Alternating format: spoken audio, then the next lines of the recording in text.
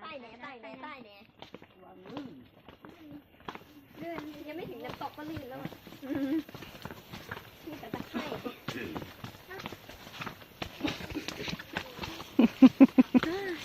คือเหมือนตัวโคตรว่างดูพวกเราของแบบว่าเอาของก็ดีมีมันเล่นน้ำตกเยอะ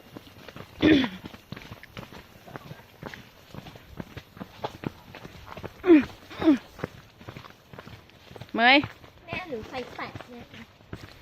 ก็ใส่แตะนี่แหละถูกต้องแล้ว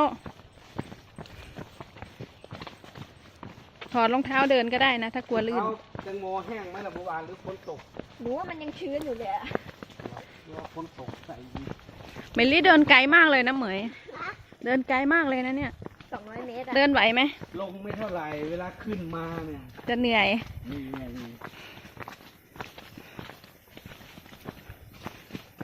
ขาลงยังสบาย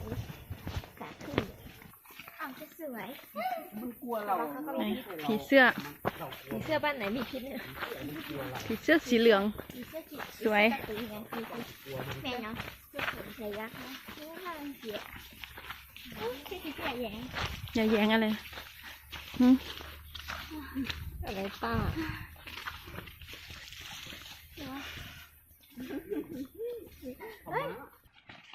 เราจะไม่ทิ้งอะไรนอกจากตีนได้ยินเสียงน้ำยังเหมย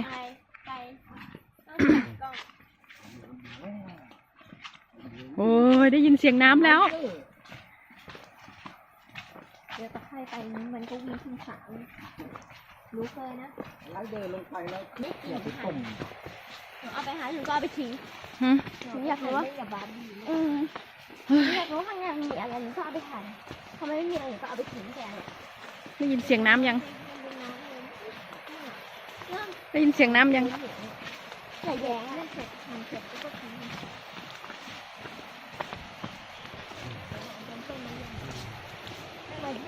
ได้ไหมจะถึงเร็วไหมอยากทะลุไปเลย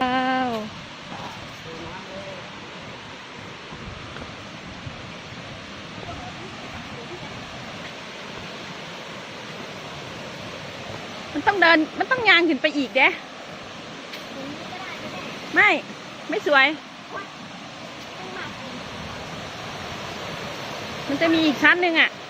ต้องขึ้นไปข้างบน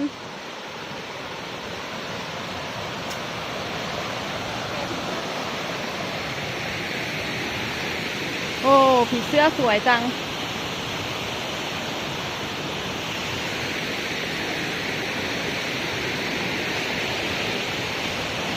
มุกขึ้นไปอีกบ่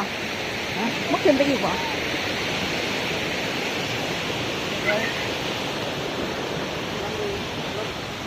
นี่ไงเหมย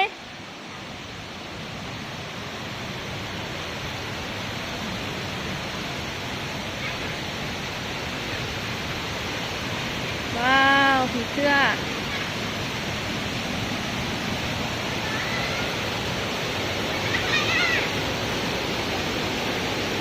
ว้า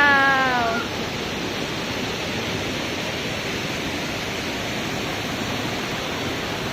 อยากเล่นไหมอยากไอ้เหมยอ่ะเอ้ยอยู่ไหนเหมยขึ้นไปอีกภาพเปลี่ยนได้ก็ใส่ชุดนี้ดำมืดเปลี่ยนชุดก่อนถ้างั้นอ่ะ